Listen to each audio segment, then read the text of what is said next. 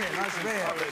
Hello there, James. Nice to see you. Dear. First car, Rich? It was a very elderly Toyota. Interestingly, that Nova with the boot, I drove a tank over one of those. It was superb. Probably not yours, but I genuinely did. Probably squashed it. And how are you enjoying Top Gear? Is it going well? How do you think I'm enjoying it? It's fantastic. It's the epitome, isn't it? I thoroughly enjoy it every day of it. Yeah. Great. It's kind of moving on to that, you kind of think, yes, I've arrived. Fantastic. I was a bit chuffed. Oh, I know. But you'll be chuffed today when he cooks your meal. Let's have a look at your bag. OK, this is what I got. Don't laugh. Give it a good old shake. Right. Go on, mate. There you go. No, we won't laugh at this. Oh, onions and apples rolling all over the place. Here's my choices. Yeah, what have we got here? We'll start with the meat. This is a whole tenderloin of pork. Basmati rice. I do like Indian food. Right. Something a bit spicy. To that end, a pepper, Romero pepper, which is kind of a posh red pepper. Yeah, really. Slight sweetness, not really hot. Roquefort cheese, which is my absolute favourite cheese in the whole world. 2 dessert apples, just because I like apples, and a red onion.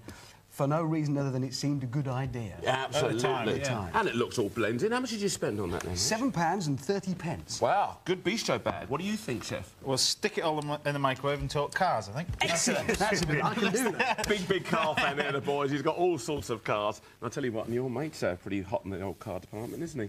Yeah, reasonably so. Reasonably so. Hey, he's talking about James May!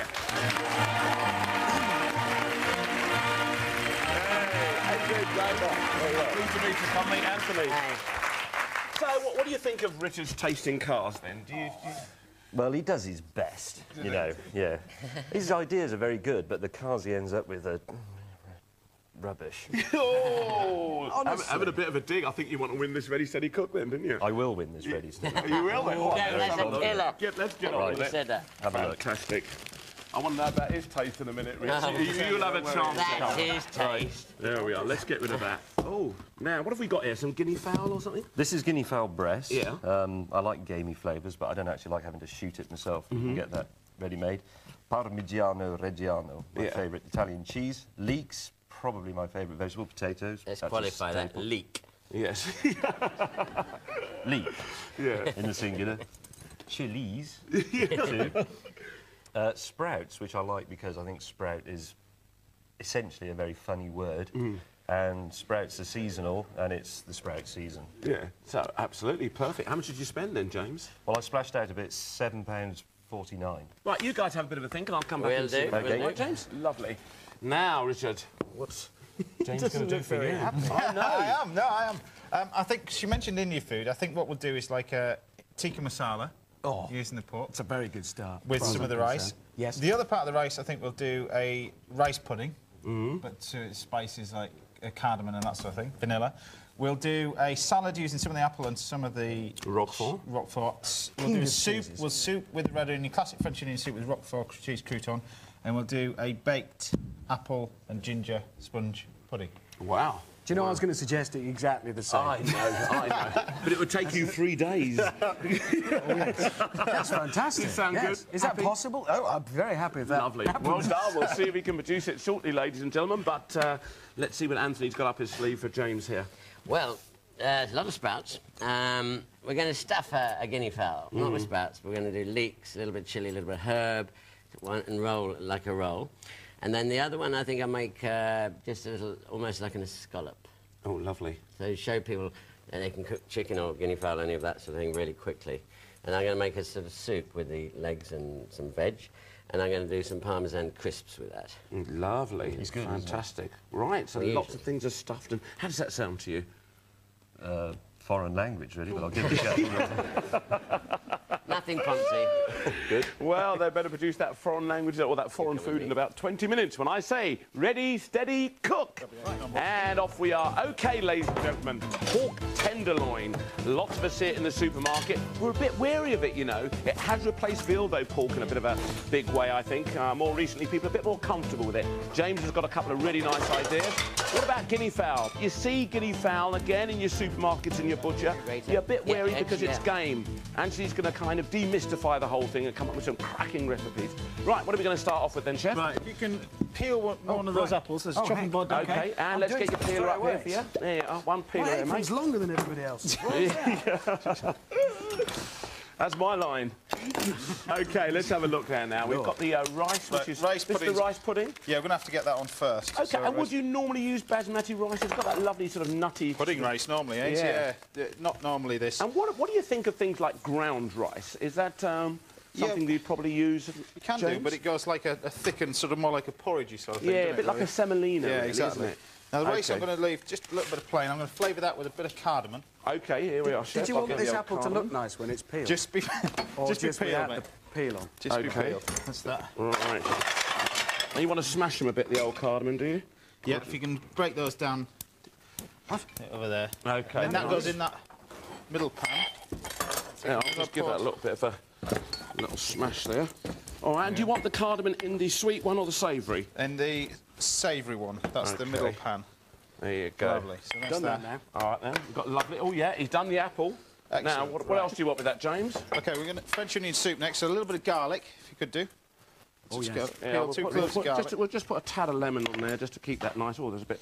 That's it, just keep that nice Next and thing I was white gonna and do, stuff like actually. that. I know, That's my mate. next I move. can imagine. It's all planned. There we are. Clear this up. 2 minutes gone already, James. Touch of garlic. We're going to get our French onion soup on now and stew our apples down for Quite our... violent, this cooking, isn't I it? know, exactly. We just get into it. That's it. And you can just peel those off. What do you want me to do with your clothes? Do you want them chopped up? Yeah, just finely chopped. Just OK, hacked up. that's the one. Now, be careful of those Right. fingers. We don't want you getting it stuck in the old gear stick, do we, Rich? No, that'd be very sort of notice. I'm not that used. Well, So we're going to slice these all through, and then this will get sorted off with a little bit of garlic, some fresh thyme, and this will go with our soup nicely. Fantastic. All right, I'll just grab your old fresh thyme for you.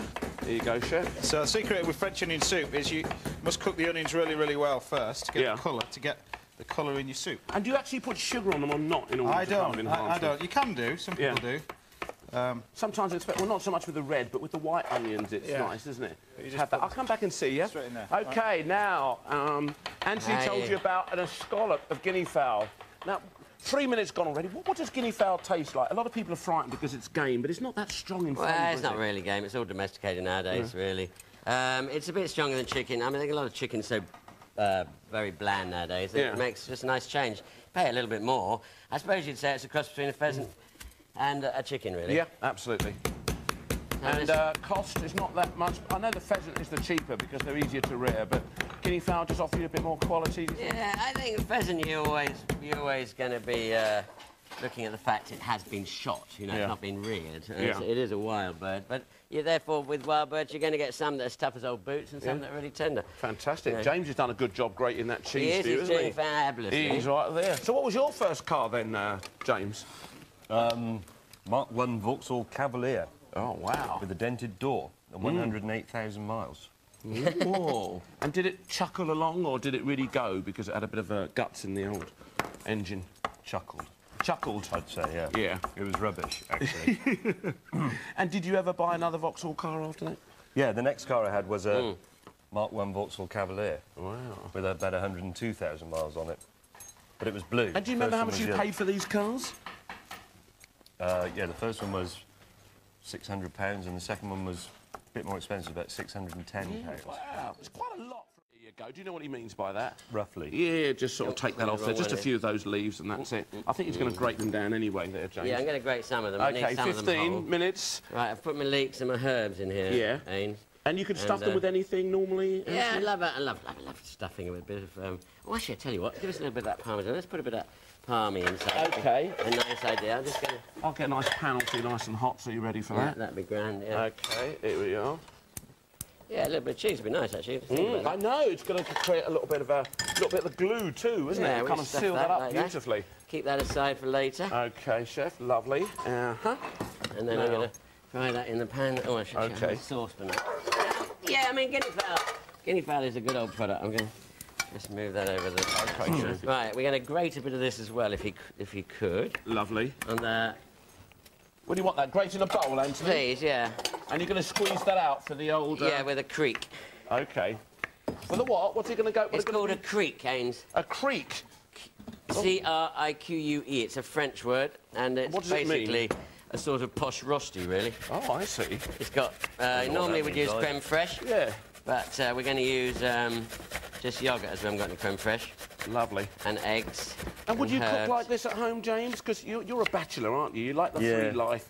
You like going out and shooting, going down to the pub and having a bit of a laugh. Yeah, to be honest, I didn't have a kitchen for 3 or 4 years. So what did you do? Became a sort of walking gazetteer of local takeaways, really. You like the transport calf, do you? I love a transport cab, yeah, absolutely fabulous. Yeah, but you're not into your poncy food, are you? You don't like all that stuff? No, I can't Well, now he tells me. No, I don't class that as poncy. I don't like things that are sort of piled up and designed and drizzled. Yeah. And served on a bed of. Yeah. Whatever that means. With a coolie of. I think a lot of people can relate to that, can't they? It's kind of, yeah. Does anybody actually like poncy food? I'm not sure they do, really. It just depends. I think sometimes it's just the style of the restaurant, it's being seen in the right place, isn't it, Anthony? It is. More than anything else. OK, mate, there you go. I've grated and drained that for you. I'm out of here now. I'll come back and see you, James, in a moment. All right? Lovely. We've got over here... lovely. Dear, yeah. Milk boiling ferociously. That's all right. What have you got inside there, It's Chef? our rice pudding, Chef. OK, look at that. Beautiful. Rice pudding. There's milk in there and he's got some... remember, that's the old... You recognise that, don't you, guys? That's the vanilla, fresh vanilla. You can just keep those. Great if you put them in your old pot of sugar or something like that. OK, 12 minutes to go. Right. What's happening over there then, Chef? That's our little pork tikka. Yeah. Butter. OK, and what's gone in here? Loads of different spices and stuff. Just look at that. Doesn't that look wonderful? Those beautiful, vibrant colours. What exactly has gone in there, James? A little bit of onions, garlic, turmeric, ginger, and chilli powder. Yeah, beautiful. And then you saute that off. Leave it to marinate for a bit. A bit of Anthony's chili's gone in there as well. Yeah. Juice of a lime, juice of a lemon. A little bit of olive oil to a paste, and that's it. This is our fantastic little French onion soup. Right, wonderful. Right, we need some self-raising flour, 100 grams of self-raising flour in there as well. Oh, in there? Right, I knew that. Yeah, there you go. Self-raising, that's the one. Give that a good old shake. 100 grams, that's going to take So if I take that up to there, we're... There you go. You can see. Keep going. Should have 300 in total. I can do that. Fantastic. 100, another 100, and another one. No, it just keeps going on and on and on and on and on. Now, you're a big enthusiast of cars, aren't you? Yes. And how many do you actually own now? 3, but they're mostly a bit rubbish, Yeah. if I'm honest. That's what James was I've got saying. a couple of old Land Rovers, they're very nice, and an elderly Porsche 911. Oh, wow. And motorcycles, I like my bikes as well. You like As does James, we both go. But He is the slowest motorcyclist on the planet. This one? No, James. Oh, that James over there. I thought you were talking about James Martin. We're getting confused. Do you have a motorbike, James? I do, yeah. I have a Ducati 999R. Yeah. That's a very nice one. I've got a Suzuki G6R 1000 K3. Oh, wow. Go on, tell him. Top him. Well, What do you drive, James? 360 Ferrari. Yeah, they're all right. Lotus 340. Yeah, that's OK. All right, two's enough. I sold mine. Yeah. I've driven the Ferrari 360, the Challenge Stradale special version, in Italy, on the Fiorano test track, in front of the Italian test drivers from Ferrari. It's all right, I crashed Top it. that, I'm going to leave you to it. Yeah, Carry on. I broke it. Yeah, halfway now, guys. Fantastic. Don't leave! Lovely. And you went off the track when you were... I broke it, yeah, it's very embarrassing. I had to take it back all covered in mud and grass. Yeah. And they were a bit Italian. But what have you done? I know, just go mad at you. But what a thrill to get behind that wheel. Oh, it's fantastic. Does it make you nervous driving a car that's worth 150, 200,000 pounds? Only on occasions. I was driving last weekend the new Mercedes McLaren SLR, which is £313,000 of the car. Did you hear that, everybody? £313,000 for a motor! If you want one, just, decide the colour and I'll arrange one. And that was a bit frightening. On coastal roads, you're a bit worried about what comes the other way. Yeah. But we're very brave on Top Gear. I know. That's a great thing about the programme. I think that's why it's been so popular over the years. You guys take it that extra step, don't you? Yes. It's Sometimes fantastic. that extra step. Too far. I know. Would you like to go and work on that, James? I think he's actually got the dream job, to be honest. Yeah. Because he can drive all these things and don't buy them. Yeah, well, that is the good That's side. a great thing. OK, 9 minutes to go.